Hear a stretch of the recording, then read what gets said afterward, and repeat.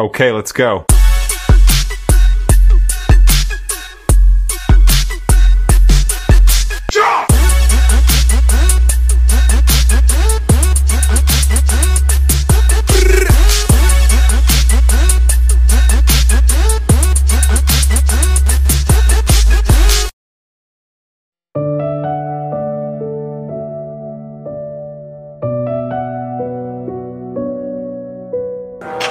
Karibuni sana kwenye Dr. Richard Official. Murakaza neza kuri Dr. Richard Official. Buri munsi tuba tubafitiye utuntu dushyashya, akaba ariyo mpamvu mpora mbashishikariza kubana natwe hano kuri Dr. Richard Official. Amashusho ari kure, ntihagire ababindenganyiriza kubera yuko ndi umwe nyine. Narababwiye mba nshaka umuntu uza akamfasha kugira ngo nyine turebe ko hari ibyo twakemura, twagira ibyo dushyira ku murongo, ariko uwo muntu ntabwo ndamubona. Kuva ntaramubona rero ntabwo mwandenganyiriza ko amashusho ari kure. Gusa ndatekereza yuko icy'amajwi cyo naragikemuye. Abantu bamaze kugenda bampa komenti ari benshi ko icy'amajwi twagikemuye. Ntabwo ntinda rero, ntabwo ntinda. Ni Dr. Richard hano kuri Dr. Richard Official nk'uko bisanzwe iteka. Ndumva ndishimye ko nje kugira ngo nganirize abantu banjye, abantu bacu, abantu badahwema kubana natwe hano kuri iyi channel ya Dr. Richard Official. Hari byinshi rero tuba tugomba nyine kuganiraho, kandi abantu bagenda baduha feedback, abantu barabikurikira, abantu barabikunda. Akaba ari muri urwo rwego tuba tutirengagiza nyine ko tugomba kugaruka kugira ngo tubashe gukomeza kuganira muri bwa buryo bwo kugira ngo tuve kuri ibi twige ibi cyangwa biriya. Uyu munsi rero ntatinze, turi ku itariki 18 z'ukwezi kwa 9. Tugiye kwiga ikintu kigendanye nanone no kuboneza urubyaro. Ese koko kirazira kuboneza urubyaro utarashaka? Iyi ni mibi. Ntajyaga nshyiramo imbaraga cyane, cyangwa se ntajyaga ntekereza yuko abantu bayiha imbaraga nyinshi cyane, ariko ngenda mbona ko ibintu biri seriye. Burya uzi ko ibintu biri seriye, abantu babifata seriye rwose, kubera ko hari ibintu ubundi twe tuba tugira ngo nyine wenda byaba biri mu gace nk'aka cyangwa kariya, ariko burya ibintu biba byarakwiye hafi gukwira isi yose, aho usanga abantu bagenda bahererekanya imico mu by'ukuri idafite navuga aho nyirizina wavuga ngo ishamikiye cyangwa se ikomoka, kubera yuko nta evidence ziba ziyisapotinga zihari. Bene iyo mico rero rimwe na rimwe iyo ikinyoma kifashe umwanya munini cyangwa se iyo gitinze, akenshi hari igihe kiba cyangwa se kiba ryageze nkaho ari ukuri. Ubwo rero uyu munsi tugiye kuganira, turebere hamwe ese koko mu by'ukuri kirazira kuboneza urubyaro utarashaka? Namwe mugere muri comment mutubwire, urabona koko icyo kintu kikwiye kuba ariko tugifata? Kirazira ko umuntu ashobora gutangira kuboneza urubyaro atarashaka? Wenda ntarinjira no mu kiganiro, munyemerere ndabibutsa ko inteko ishinga amategeko yacu iwacu mu Rwanda yatoye itegeko ryemerera abana b'abakobwa b'imyaka 15 kuzamura gutangira gukoresha uburyo bwo kuboneza urubyaro. Ese nyirizina uretse abantu baba baratwawe n'imyumvire imwe n'imwe, n'imyumvire y'idini, imyumvire iri mu muco muri sosiyete hirya no hino, uretse abantu baba baratwawe n'ibyo, barumva impamvu nyirizina ituma inteko y'abadepite twituriye, abadepite baduhagarariye bashobora gufata umwanya bagafata icyo cyemezo, bagatora itegeko nk'iryo ngiryo. Ndashaka kugira ngo tuganire, ntabwo nshaka kwirukansa ibintu cyane, ndashaka kugira ngo mfate umwanya uhagije tuganire, ubundi turebe ko nyine twagera kuri consensus cyangwa se twagira icyo twemeranyaho. Hari amakuru atandukanye ndi bubahe. Iki kiganiro kiraba ari ikiganiro cyiza, nawe uramutse uje ushobora kuba wakora subscribe, hanyuma ukaba waduha comment kugira ngo tubashe kubana muri iki kiganiro. Nk'uko bisanzwe mba mfite agakayi n'agakaramu, mba nshaka kugira ngo nihagira icyo mwandika nkaba ntagifitiye igisubizo cy'ako kanya, nibura nze kugikorera ubushakashatsi hanyuma nzakigarukeho tukiganireho nyine mu buryo bwimbitse. Niba kandi biri muri specialite ntafiteho ubumenyi buhagije, nshobora no gukonsulta abandi baganga, buriya abaganga barahari bashobora kuba baduha amakuru. Ngayo nguko rero, abantu bakeneye gukora subscribe, murashishikarizwa gukora subscribe kuri Dr. Richard Official. Abasubscribers rwose turabibona baragenda bazamuka gake gake. Intego ni ya yindi, tugomba guserebura nibura 10,000 ku bunani. Tuzakina Rotary, umuntu uzaba atsinze iyo Rotary tuzakina ku munsi wo guserebura 10,000 nibiba byageze, azahabwa amafaranga. Ubu ntabwo turadisclosinga ngo ni amafaranga ngahe, ariko bizaterwa donc nuko bizaba bihagaze icyo gihe. Ndetse ndababwira yuko ibyo tubahishiye nyine hano kuri Dr. Richard ntabwo ari ibintu byoroshye, ni ibintu byinshi kandi byiza. Abantu rero mukunda mukurikira Dr. Richard Official rwose, reka ku itariki ya mbere y'ukwezi kwa mbere 2026 twese tubigira intego tuzabe dufite subscribers 10,000. Birashoboka, njye mbibona ko hari abantu baza bakareba video bakihitira bakagenda badakoze subscribe. Ntabwo bibagayira, ariko nuko basaba bishobotse dushobora kuba twakora iyo subscribe, kuko buriya ni umusanzu muhaye Dr. Richard Official. Ni umusanzu ntashobora kubona mu buryo mbigereranya, kubera yuko ntago ari ibintu byoroshye ko ushobora kuba wabona umuntu uza agakora subscribe mutavuganye mutaziranye ntaki, akaza agakora subscribe kuri channel yawe. Icyambere biba bigaragaza yuko nyine yashimye ibyo wakoze, turabibona kandi turabishima, turanabikunda. Hanyuma ikindi, ugakora na share niba ubona ikiganiro dukoze gishobora kuba cyagira icyo gihindura muri societe yacu, societe y'abantu bumva ururimi rw'ikinyarwanda. Byaba byiza ukoze share, hanyuma n'abandi bakabenefisiya kuri ubwo bumenyi tuba twagiye dusangira. Hanyuma ibindi nshobora kugenda ngarukaho, ndagenda bizana nyine hagati mu kiganiro uko tugenda tuganira. Ushaka amakuru yizewe y'ubuzima ujya kuri Dr. Richard Official. Kora subscribe dukomeze kwigana. Alright, kora subscribe dukomeze kwigana. Rero uyu munsi nk'uko twabivuze tugiye kurebera hamwe uburyo societe ifata ikintu cyo kuboneza urubyaro, hanyuma tumenye neza niba koko kuboneza urubyaro biri mu bibazo bishobora kuba byabaho. Cyane cyane turibanda ku kumenya ese koko umugore cyangwa se umukobwa ntabwo yemerewe kuboneza urubyaro atarashaka.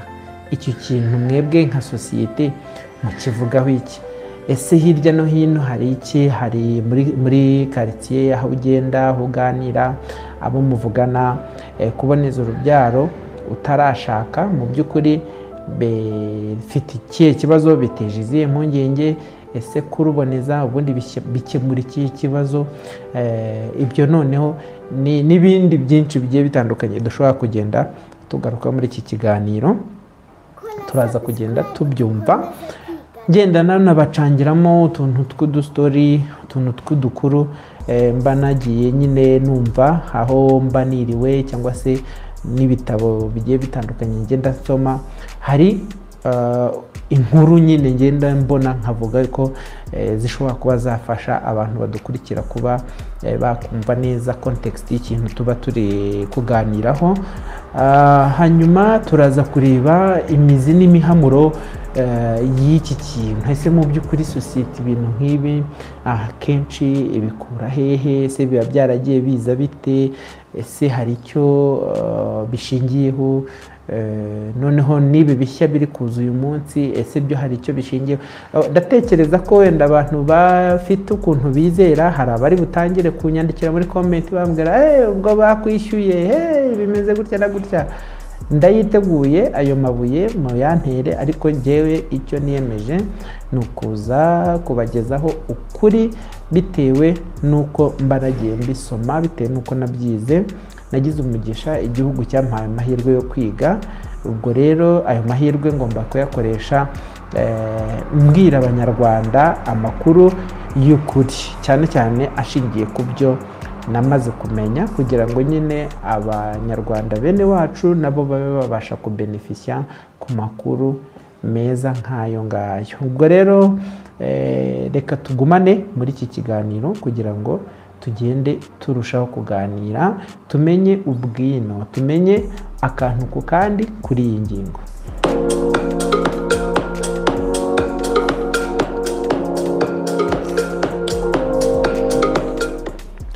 Alright, twagiye rero, ubu tugiye gutangira turebere hamwe niba koko kuboneza urubyaro ari iby'abantu bashatse. Se n'abantu bubatse, n'abantu bashatse nibo bagomba kuboneza urubyaro. Hari agakuru numva nshaka kugira ngo mpereho, muranyemerera kugira ngo nyine mwumve context ibintu biba birimo, cyangwa se uburemere ibintu biba birimo. Hari umwana w'umukobwa witwa Lilian. Ni agakuru nasomye ahantu, ntago ntekereza yuko gafite wenda ukuri kwinshi, ariko ni ibitekerezo iyo ugacishijemo amaso, ni ibitekerezo ubona biri hirya no hino muri sosiyete. Ni agakuru k'umwana w'umukobwa witwa Lilian, umwana w'umukobwa ufite imyaka 17, akaba ari umwana nyine wiga muri segonderi, bityo akaba afite nyine umuhungu w'inshuti ye, rimwe na rimwe bajya bagira gutya, nubwo ntabwo ari byo tugiye kwigisha, ntabwo ari byo dushyizeho, donc ntabwo ari byo biri imbere, ariko ni ibintu nyine ntekereza yuko bibaho sosiyete ubamo, ndizera ko ariyo nanjye mbamo. Ni nayo mpamvu dufite imibare runaka y'abakobwa batwara inda zitateganyijwe, kandi bigaragara ko bakiri bato, baba ari abafite imyaka iri munsi y'imyaka y'ubukure nk'uko itegeko ribiteganya. Ni ukuvuga ko hari abatangira gukora nyine imibonano mpuzabitsina bakiri bato, bagifite imyaka mito. Bityo rero ngarutse kuri Lilian yari afite umusheri we, noneho ariko rimwe na rimwe nyine bakajya biyita, bakaba bahuza urugwiro, bakagira ibyo bakora. Noneho umunsi umwe aza kubwira umuhungu w'inshuti ye, aramubwira ati rero biragaragara yuko nyine dufite aho tugeze, dufite uko duhuza urugwiro, dufite ibi n'ibi, ariko ndumva nifuza yuko nakwirinda ko nasama inda, kugira ngo iyi nda itazamviramo gukuramo, donc kuva mu ishuri, inzozi zanjye zindi zikaba zahatakarira, n'ibindi ndetse no guseba muri sosiyete n'ubundi buryo. Ariko aribaza ati se nzabigenza nte? Agira inama nyine, agisha inama umuhungu w'inshuti ye, avuga ati nzabigenza nzakoresha ibinini, nzakoresha iki, ko ninjya kwa muganga kuvuga ko nkeneye ibinini bashobora kuzambaza se ufite umugabo, bakabihindura ikiganiro. Mbese basa nk'abagira akadido gatoya, akajya niyumvisha ko nyine mu buryo bumwe cyangwa ubundi bazamuseka, bazamucisha n'ijisho, bazamwita ibi n'ibi, bazavuga bati uri umusambanyi iki.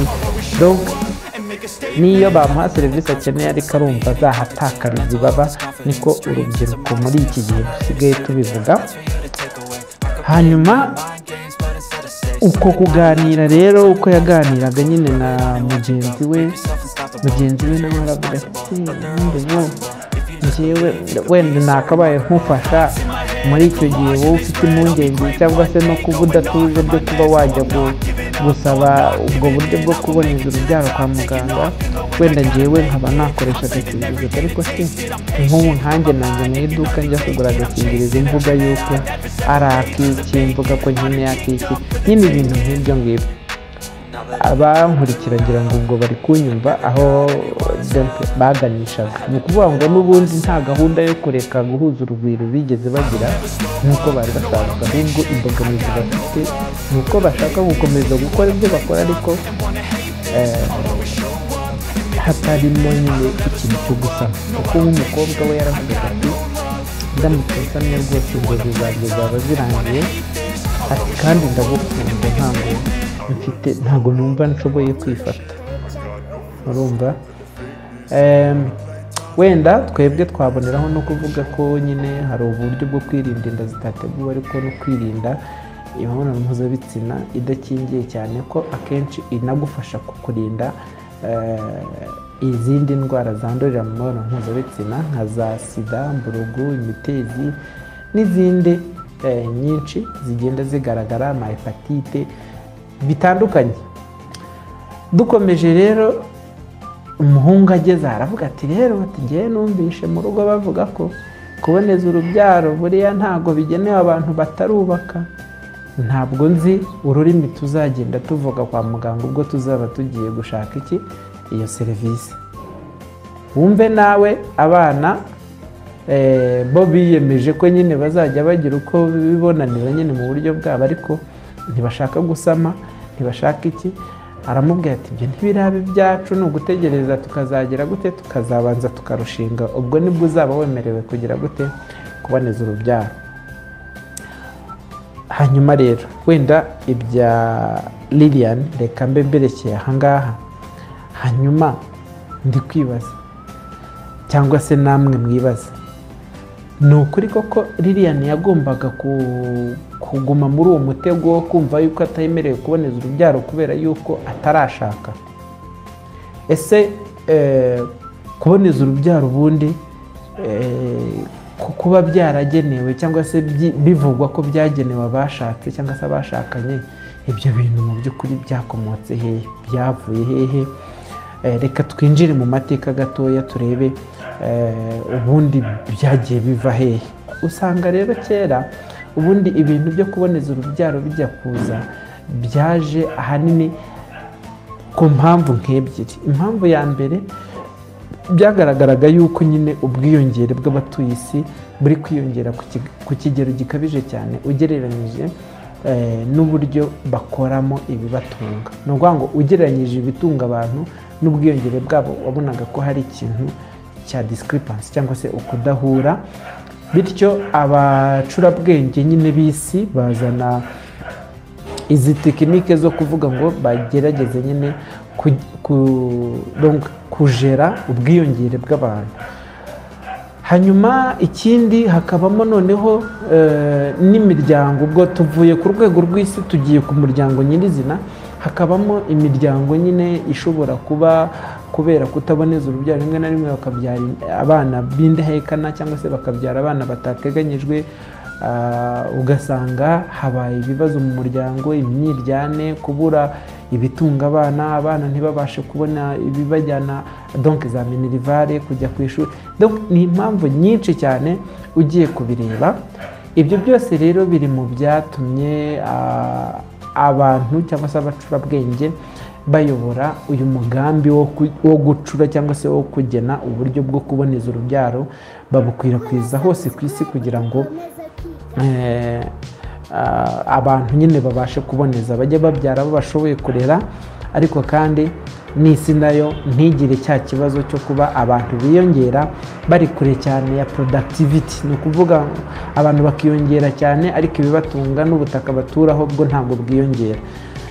Ngayo ngoko ubwo rero ibyo byatangiye bitagetinga imiryango, bantu n'ubundi babana, bantu babana, bantu bashakanye baziranye byemewe n'amategeko. Ariko hirya y'aho ngaho haje kuzamo ikindi kintu, haje kugaragara inda ziterwa abana b'abangavu. Iyo nayo ikomeza kuba deba ukwayo hirya no hino ku isi. Ibihugu bigiye bitandukanye bigenda bifata ingamba, ubwo turaza kureba. Nababwiye yuko nyine no mu Rwanda iwacu hari ingamba zafashwe zirimo no kwemerera abana nibura bari ku myaka 15 kuba bagira gute bafata uburyo bwo kuboneza urubyaro. Ni mu rwego rwo kugira ngo hagabanywe inda z'abana b'abangavu zitateganyijwe, ikindi zibicira inzozi, zibicira ubuzima, ugasanga bavuye mu mashuri, abantu baragiye babayeho nabi, n'uwo babyaye ntibabashije kumwitaho, ugasanga agiye kuba umuzigo ku muntu ku giti cye ndetse no ku muryango no kuri leta muri rusange.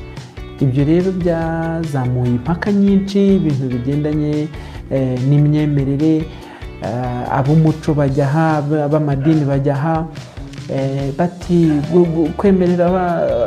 kwemerera abangavu kuboneza urubyaro ni nko kubashora, ni nko kuba ni ukubaha rugari ngo noneho nimugende mukore imibonano mpuzabitsina nta kibazo n'ubundi mwaraboneje. Biragenda biba nyine deba ndende. Ndatekereza no mu Rwanda deba nyine yahereye kera no muri 2019 ngira ngo umukuru w'igihugu nawe yigeze kubikomozaho,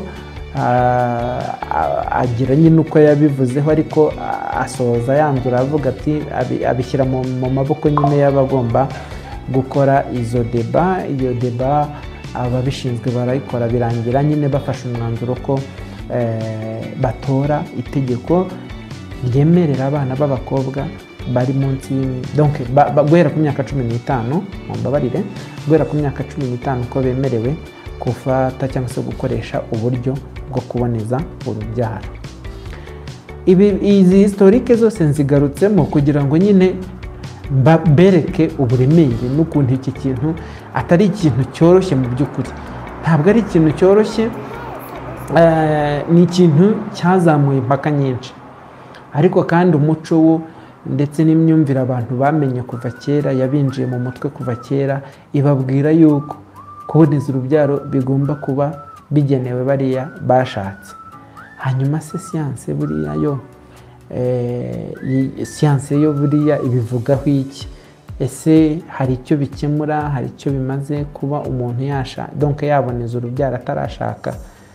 Ibyo turaje tubirebeho, ariko mbere yuko tubirebaho ndakwibutsa wowe utujoyininze nonaha kuba wakora subscribe. Turashaka ko subscribers biyongera. Reba iyi video uyirangize, kuko ibyo turi kuganira ni ibintu by'ingenzi bishobora kugira impact positive ku buzima bwawe ndetse ku buzima bw'abakuzengurutse. Akaba ariyo mpamvu rero nsaba kugira ngo ukore subscribe, ubundi ukore share, iki kiganiro kibashe kuba cyagera ku bantu benshi cyane, abantu bakuzengurutse, abantu baba mu social media yawe, kuri za WhatsApp, kuri Facebook n'ahandi hagiye hatandukanye. Utera inkunga nyine ikiganiro hano kuri Dr. Richard Official to breaking myth, kugira ngo abantu babashe kugira amakuru y'ukuri anashyigikiwe niba byaravuye mu bushakashatsi, ibyo siyanse itwereka, ibyo umuryango w'abibumbye wita ku buzima wa verifiye ukemeza ko bishobora kuzagirira imiryango myinshi cyangwa se sosiyete zitandukanye akamaro.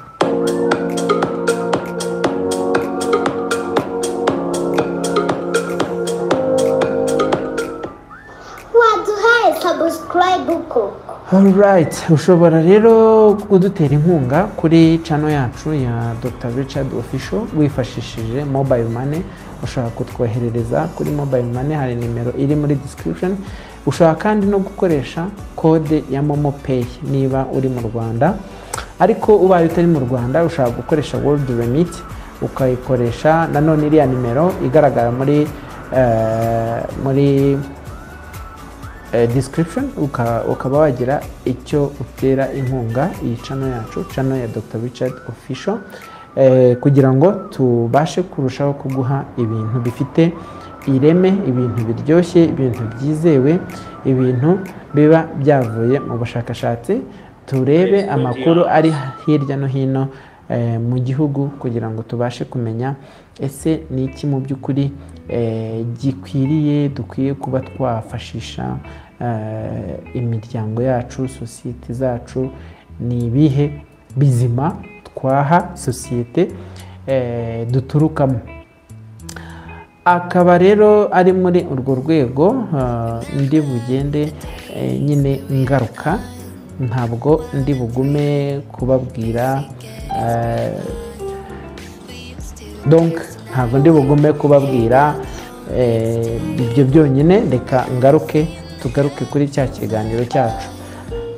Mbere y'uko twinjira ku cyo siyanse ivuga, reka twibaze nk'aka kantu, twibaze reka nishyire nko mu mwanya w'umwana w'umukobwa wenda wiga nko muri segonderi, hanyuma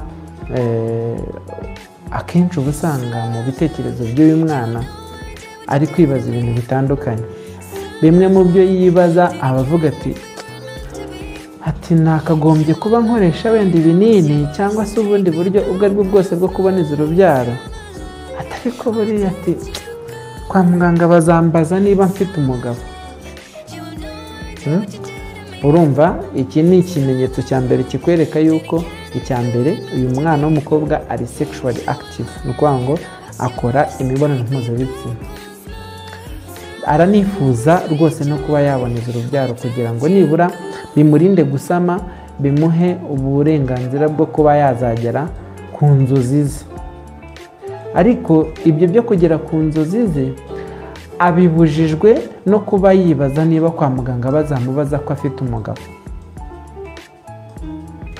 Hanyuma reka noneho nambara irindi kote ry'umusore w'umujene marié, noneho we unatekereza akavuga ati njya ntekereza ko gukoresha agakingirizo byaba ari ibyagenewe nyine bariya bashobora kuba batarashatse. Njyewe nta gakingirizo nzigera nkoresha, mpfa kuba ndi umujene marié cyangwa se ndi marié, abo nzabyara nyine nzabyara abo ngabo, ntabwo nzigera nkoresha agakingirizo narashatse. Ubwo ndi kugenda mbaha izo senariyo kugira ngo nyine muzitekerezeho, hanyuma tuze gufatira hamwe umwanzuro, iki kiganiro nikibe kirangiye. Ari nayo mpamvu mbashishikariza kugira ngo iki kiganiro tujye tukireba, ubundi tukirangize, ubundi ibyiza twakuyemo tubisangize bagenzi bacu, ibitari byiza cyangwa se ibyo mubona bidashyitse munyandikire muri komenti kugira ngo mbashe kugira ibyo mpindura. Hanyuma reka nanone twambare irindi kote ry'umugore uri marié, ufite nibura abana 3, noneho aho we usanga aba ari kuvuga ati iyo nza kuba naratangiye kuboneza urubyaro mbere, wenda nakagombye kuba ntaravuye mu ishuri igihe kitageze, nakagombye kuba narakomeje gukurikirana inzozi zanjye, nakagombye kuba ngeze kuri ibi n'ibi na biriya na biriya. Ibi turaje noneho turebe nyine icyo siyanse yo ivuga, hanyuma hamwe na ziriya senariyo 3 mbahaye: umwana w'umukobwa ukiri ku ishuri, umusore ugishaka ufite amashagaga, ushaka rwose guhuza urugwiro n'uwo bashakanye ariko adakoresha agakingirizo, ndetse birumvikana umudamu ubyaye 3 ariko ukurikije uko we yicuza bigaragara yuko yavuye mu ishuri igihe cyo kurirangiza cyangwa se igihe cyo kuva mu ishuri kitaragera, donc cyo kurangiza ishuri no gucesinga cyangwa se gukurikira inzozi ze kitaragera. hanyuma rero twagerageje gukora ubushakashatsi kuri WHO cyangwa se ku muryango w'abibumbye wita ku buzima, abenshi banawita OMS, abakoresha indimi z'igifaransa. Bavuga yuko ubundi kuboneza urubyaro ntabwo ari iby'abantu bashatse, ahubwo ni iby'abantu bakora imibonano mpuzabitsina. Ntabwo those people who are sexually active, abantu bakora imibonano mpuzabitsina, uko yaba angana kose uwo muntu afite uburenganzira bwo kuba yakoresha uburyo bwo kuboneza urubyaro. Kubera ko gukora imibonano mpuzabitsina umuntu ageze igihe cyo kuba yasama, nta gitangira nyine niba atakoresheje uburyo bwo kuboneza urubyaro, uwo muntu azasama. Noneho ubitekereze, uwo mwana abaye ari nk'uwawe, urumva, ubitekereze uwo mwana abaye ari nk'uwawe, ari mu ishuri, ari muri segonderi se cyangwa se nibwo agitangira kaminuza, agize atya arasamye, ngo kubera ko ngo atarashaka, ngo ntiyemerewe gukoresha uburyo bwo kuboneza urubyaro. Inzozi ze zose akazicamo kabiri, akazicishamo umurongo. Ni ukuvuga ngo icyo gihe definisiyo wowe uba wayifashe nabi. Kuboneza urubyaro ni uburyo nyine bwo kwirinda kuba wasama cyangwa se kubyara abantu utateganyije, igihe uri sexually active, ukora imibonano mpuzabitsina. Nta myaka iriho, nta gushaka kuriho, nta. Hanyuma ibyiza byo kuba waboneza urubyaro rero byo birahari, ni byinshi. Hari ibyo siyansi iba yaragiye ipuruvinga cyangwa se ishyira ahagaragara, bituma nyine ubasha kubyara abana wateganyije. Ngo kubyara ntabwo bigenewe abashatse gusa, nawe ubaye ushaka umwana wamubyara ariko wamuteganyije. Hanyuma ibi rero buriya bifite ukuntu bifasha mu kugabanya impfu z'abagore bapfa babyara, kubera yuko iyo wasamye inda utateganyije, burya no kuyikurikirana kwa muganga biba gake. Iyo rero utayikurikiranishije neza, biba bishobora kuvamo ingaruka zishobora no guhitana ubuzima bwawe. Ikindi buriya bifasha nyine mu gusirimuka kwa sosiyete, ugasanga sosiyete irimo abantu bize, abatangiye amashuri barayarangije, b'abakobwa twifuza yuko uburinganire buzagira ikigero runaka bugeraho bitewe n'uko bigenda bizamuka, bwa buringanire nabwo bukagenda bugerwaho. Kubera iki? Kubera yuko twabarinze gutwara inda zitateganyijwe bakiri hasi, hanyuma bakomeza bacesinga inzozi zabo, bakomeza gukurikira inzozi zabo, amashuri batangiye barayiga barayarangiza, hanyuma baba ab'umumaro, bafitiye imiryango yabo ndetse n'igihugu akamaro. Hanyuma ikindi buriya, iyo habayeho kuboneza, kwemerera, byagiye bigaragara nyine mu bihugu bigiye bitandukanye byakoresheje buno buryo, aho iyo habayeho kwemerera abana b'abangavu kuboneza urubyaro, bigabanya ba bantu bajya gukuramo inda mu buryo butari bwiza cyangwa se butari safe. Hari ibintu bita safety. Ngo iyo abantu bagiye gukuramo inda mu buryo butari safe, ntabwo nzi neza uburyo ndi bubivuga mu kinyarwanda cyiza gitomoye, ariko nk'uko nawe ubyumva, hari uburyo bwo gukuramo inda ikuriyemo kwa muganga, ikuwemo n'abantu babifitiye ubumenyi bakoresheje ibikoresho bya nyabyo. Hari n'uburyo bwo gukuramo inda ikuriwemo ahantu ntazi, bikozwe n'umuntu ntazi, abikoresheje ibikoresho ntazi.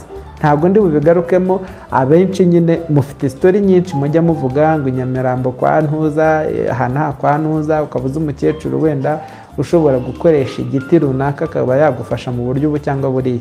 Ibyo birani safe kandi birasosiye no kuba abana bacu bashobora kuba babura ubuzima. Ubu se wowe pasiteri cyangwa se wowe runaka wiziritse ku myumvire cyangwa se ku myizerere iyi ngiyi cyangwa iriya, ari wowe wahitiramo icy'umwana wawe? Kuko ntabwo uzigera umurinda 100% ngo uvuge ngo ntabwo azakora imibonano mpuzabitsina.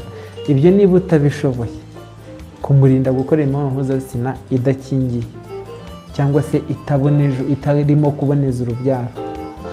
Izo ngaruka zindi zo uzazimurinda ute? Niyo mpamvu rero siyanse yagiye nyine yegeranya izi data.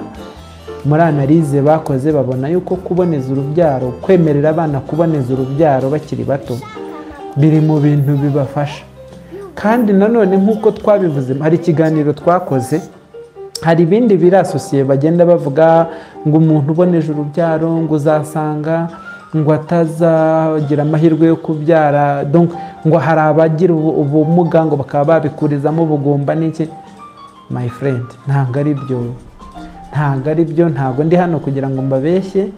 Ibyo mbabwira ni ukuri, biba byarakorewe ubushakashatsi, byarabaye tested n'abantu bari mu nteko ishinga amategeko yacu. Ntabwo ari abaswa, si n'iyacu gusa, baba bakoze ubushakashatsi, baba barebye ibingibi cyangwa biriya, bakareba kuri côté scientifique, kuri côté sociale, culturelle, donc bakabihuza, bakareba ko hose sosiyete yacu ikeneye iki, ikwiye iki. Ni muri urwo rwego rero umwanzuro wagiye uva muri data zavuye hirya no hino mu bihugu bigiye bitandukanye ugenda ugaragaza yuko kuboneza urubyaro ari ibintu byiza kuri ba bana bakiri bato, kugira ngo bibarinde inda zitateganyijwe, bibarinde unsafe abortion, birinde impfu z'ababyeyi bapfa babyara zitateganyijwe, kuko ba bantu batwaye zanda ntabwo bazabasha kuba bajya kwikurikiranisha mu buryo bwa nyabwo. Ikindi usanga nyine n'imiryango yabo ntabwo ibibasapotinga ishingiye kuri za belief. Ibyo rero ikigaragara, icyiza ni uko abantu bakwemera bagakoresha uburyo bwo kuboneza urubyaro. Dushimira inteko ishinga amategeko yacu ko yaba yarashishoje mu by'ukuri, aho yemeye ikatora iri tegeko ryemerera nibura aba bana b'imyaka 15 kuzamura ko bashobora kuba baboneza urubyaro. Hanyuma tugiye kwinjira rero mu kumenya ngo twebwe nk'abantu bo kwa muganga cyangwa se nk'abakozi bo kwa muganga, reka bare twe twiheraho, tugiye kugira uruhe ruhare. Tugiye kugira uruhe ruhare. Hanyuma abagabo sosiyete, ubwo noneho ngiye gutagatinga abagabo bo bagiye kugira uruhe ruhare. Hanyuma na sosiyete muri rusange igiye kugira uruhe ruhare kugira ngo tubashe nyine kuzingatira uyu mwanzuro, kubera ko uyu mwanzuro ni uwacu, ni twe wakorewe, kugira ngo bibashe kugira icyo bimarira abana bacu. Twebwe nk'abaganga rero, ikintu tugiye gukora twebweho turabimenyereye, itegeko nyine ritowe cyangwa se ikintu gitowe kiba kibaye itegeko.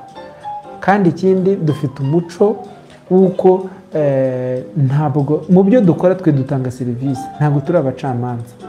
Urumva, twe dutanga serivisi, ntabwo turi abacamanza. Niba umwana w'umukobwa akugannye ashaka serivisi iyi ngiyi cyangwa iriya, cyane cyane izi ngizi zijyanye no kuboneza urubyaro, wijya kumubaza ibintu byinshi, wijya kumutokinga, umujajinga, umubwira ibintu bitari ngombwa. Oya, we kora akazi kawe, kora akazi kawe nk'umuganga, don't be judgmental. Icyo nicyo kintu cya mbere twebwe nk'abaganga tugomba gukora. Icyo ni tugikora neza, hanyuma n'abandi nyine bazagenda bakurikira bamenya ukuri kw'ibintu, kandi bizatuma n'aba bakobwa bagira confiance yuko nyine yanafunguka akagira n'ibyo akubwira bijyanye n'ubuzima bwe, ushobora kuba wamugiramo inama cyangwa se ukamufasha mu buryo bukwiriye. Hanyuma turebe abagabo bagiye gukora iki. Abagabo rero namwe, kuba umuntu yaboneje urubyaro, buriya uburyo wakoresha ubwo aribwo bwose ntabwo bikugarantisa ko uwo muntu utazamwanduza indwara zandurira mu mibonano mpuzabitsina, utazanamutera inda, kuko no gutera inda ntabwo biba bivuyeho 100%. Usanga hari uburyo bwo kuboneza bushobora kurinda umuntu gusama bugeze ku kigero wenda cya 95% cyangwa se ugasanga bugeze ku kigero iki cyangwa kiriya, ntabwo ari 100%. Kuba rero wa mwana atari busame nanone wimutera indwara zandurira mu mibonano mpuzabitsina, twagira inama abagabo niba bikunaniye ushobora gukoresha agakingirizo kugira ngo urinde wa mwana kuba wanamwanduza indwara zandurira mu mibonano mpuzabitsina. Wamurinze yirinze gusama wimutera sida, yirinze gusama wimutera hepatite, yirinze gusama wimutera uburagaza cyangwa se ngo umutere imburugu cyangwa imitezi. Uri kumva?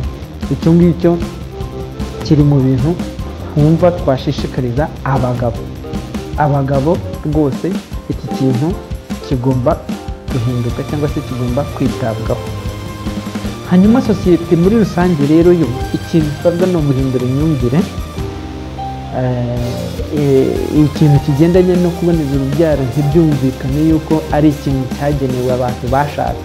Nta hantu gihuriye n'urushako, ahubwo gifite ahantu hanini gihuriye no kubona no gukora imibonano mpuzabitsina. Ni ukuvuga ngo niba umwana w'umukobwa mu buryo wemera cyangwa utemera yaratangiye gukora imibonano mpuzabitsina, ntabwo uzigera umurinda gusama yanda, kuko n'igihe agiye gukora imibonano mpuzabitsina ntabwo aguhamagara, ntabwo akugisha inama. Nyine mu Rwanda tugira imvugo nziza igira iti umuto cyangwa se umusore umuhana avayo ntumuhana ajyayo. Nuwangu uzamubona deja yarasamye, ntabwo uzigera umubona hari umuntu ugiye kumutera inda, ntuzigera umubona. Umuto rero umuhana avayo ntumuhana ajyayo. Reka dushingire kuri iki, duhindure imyumvire, twemere ko abana bacu bashobora kuba baboneza urubyaro, bityo bakomeze bakurikirane inzozi zabo. Bafite inzozi zitandukanye bakeneye nyine gukomeza gukurikira. Izo nzozi rero ntabwo bazazikurikira baratwaye inda zitateganyijwe. Urumva? Niba batwaye inda zitateganyijwe, bandiye ibirwara, byagenze gutya cyangwa kuriya, ntabwo izo nzozi bazakomeza kuzikurikira. Ngayo nguko rero ndumva icyo ngicyo aricyo kintu tugiye kubwira sosiyete, tugiye kubwira abagabo, natwe abaganga tugiye kwibwira, kugira ngo twese tujyanemo aba bana, tubahe serivisi tubagomba, ariko tuzi neza ko ari sosiyete yacu turi kugirira, ari igihugu cyacu turi kugirira.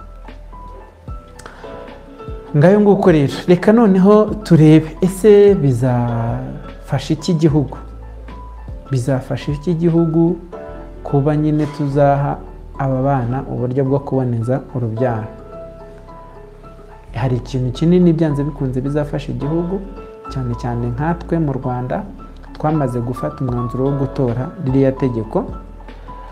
Cya mbere, umubare w'abana benshi bavaga mu mashuri igihe kitageze uzagabanuka. Ikindi, uzasanga abana b'abakobwa, rya hame ry'uburinganire mu Rwanda dufasha kugerageza gushyiramo imbaraga, naryo tuzagenda turigeraho, kubera ko b'abana benshi bajyaga bazimirira mu mayira, bazabasha gusunika nyine bagere ku nzozi zabo. Hanyuma bizagabanya urwikekwe cyangwa se ubwoba bwo kuba nyine abana bashobora kuba bitakariza icyizere, cyangwa se aho nyine usanga umuntu niba azi ko yenda yari yakoze imibonano mpuzabitsina idakingiye, ashobora kumara ukwezi kose ategereje imihango ati naba narasamye. Icyo gihe uratekereza ko uwo muntu inshingano yaba ari meza arizo zose. Katuvuge ko wa mwana w'imyaka 15 we aba ari mu ishuri, uko kwezi kose gushira uwo mwana atize, kuko ibitekerezo ntibiba biri hamwe, abatekereza ati nshobora kuba narasamye, nshobora kuba narasamye, nshobora kuba narasamye. Urumva? Ibyo rero ubwo bwoba buvaho, ubwo bwoba buvaho, bikamufasha gukomeza gukurikira ibyo asanzwe akora. dusoza rero tugenda tugana ku musozo, tuributsa abantu ko kuboneza urubyaro ntabwo ari iby'abantu bashatse, ntabwo ari iby'abantu bubatse urugo, oya, ni iby'abantu bakora imibonano mpuzabitsina. Niba uzi yuko ukora imibonano mpuzabitsina, nta hantu bihuriye n'imyemerere, nta hantu bihuriye no kuba warashatse, ahubwo niba uzi ko ukora imibonano mpuzabitsina, ntabwo ari byo ngiye mbahamagarira. Kuboneza urubyaro birakureba. Hanyuma ibi ngibi bizagufasha kubasha kugera ku hazaza hawe wifuza, kurusha kwita ku byo abantu bavuga, kurusha kwita ku by'imyemerere ya runaka. Bizagufasha kandi gukomeza kugira icyizere. Kwigirira icyizere nibyo bituma ejo n'ejo bundi tubyuka tugatera intambwe igana imbere, tukabasha kugera ku nzozi zacu nk'uko tuba tuzifuza. Wowe rero wadukurikiye muri iki kiganiro, ndashaka kugira ngo umpe comment. Ibyo twavuze wabyumvise ute? Wabyakiriye ute? Ese wabikunze? Ese ni ibintu washishikariza abantu bari muri sosiyete nawe urimo? Ushobora kuba wabibasangiza se kuri YouTube cyangwa kuri Facebook cyangwa kuri WhatsApp, amagurupe yose ugiye urimo. Turagira ngo ubikore wihuse kugira ngo tubashe kubwira amakuru y'ingenzi nk'aya sosiyete yacu, tubashe kuyikangura. Ntabwo nagamije kubarambira, nashatse ko iki kiganiro ngitwara buke kugira ngo nyine abantu bose babasha kudukurikira bumve neza icyo ndi kuvuga. Akantu ku kandi ndatekereza ko nabagerageje kubaha amakuru uko nari nayateguye kandi nkayabaha uko ari. Hanze aha rero hari ibihuha bitandukanye, ntabwo ari ibi gusa, hari ibihuha biba bigiye bitandukanye. Hari ibyo twabashije kuba twarababwiyeho mbere, hari n'ibyo tuzababwira, hari n'ibyo tubabwiye ubu. Ndagira ngo ukomeze ukurikire Dr. Richard Official, ukore subscribe, ukore share, ukore like, ubundi dukomeze twigane. Nk'uko uyu mwana akomeza kubitubwira, kora subscribe kuri Dr. Richard kugira ngo dukomeze kwigana. Ushaka amakuru yizewe y'ubuzima ujya kuri Dr. Richard Official. Ushaka amakuru yizewe y'ubuzima nta handi hantu wayasanga, kandi nibyo twifuza ko igihe cyose waba ugize uko utekereza kumva hari amakuru y'ubuzima wifuza kumenya, wajya ugana Dr. Richard Official. Cyane cyane amakuru arebana n'ubuzima bw'abadamu n'abari n'abangavu. Ayo makuru yose dushaka yuko uzajya uza kuyabona hano kuri Dr. Richard Official. Ntabwo nagenda ntabasabye kugira ngo mutere inkunga Dr. Richard Official. Ushobora gukoresha mobile money ku bari mu Rwanda, ukohereza inkunga yawe kuri nimero ya telefoni iri muri description. Muri description uyirebyemo harimo nimero ya telefoni ya MTN, ushaka kuyifashisha ukaba washyira inkunga yawe ukoresheje mobile money. Ushobora kandi no gukoresha kode ya Momo Pay, nayo iragaragara muri description. Ushobora kuba wakoresha iyo kode ya Momo Pay naho ugashyiraho inkunga yawe kugira ngo uzamure igitekerezo ngenga cya Dr. Richard Official. Hanyuma nk'umuryango twese tuzaserebure yuko twagize aho dukura umuryango wacu w'Abanyarwanda twifashishije amakuru. Buriya umuganga ashobora kuvura umuntu umwe cyangwa se akavura abantu 10 na bangahe, ariko buriya amakuru ashobora kuvura sosiyete. Ndagira ngo rero dukorane mu biganza, ubundi tuzamure iyi channel, tuyimenyekanishe, ubundi tubashe guha sosiyete yacu byose tuyigomba. Twifashishe ubumenyi igihugu cyaduhaye kugira ngo tubashe gufasha bene wacu ndetse n'isi muri rusange, kuko ntekereza ko abantu banyumva ntabwo ari Abanyarwanda gusa, abantu banyumva ni abantu bose bumva ururimi rw'ikinyarwanda. Ushobora rero kuba unyumva aho waba uri hose, wenda ubona udashobora kubasha gukoresha mobile money ngo dutere inkunga, ushobora gukoresha World Remit ukayohereza n'ubundi kuri iriya nimero ya telefoni nagaragaje iri muri description. Munyemerere rero mpinira ahangaha, kuvuga menshi siko kuyamara. Ikiganiro cy'uyu munsi ndatekereza ko twaganiriye neza, kandi ntabwo ari ahangaha bigarukiye. Tuzongere, turaje vuba twongere tuganire hano kuri Dr. Richard Official.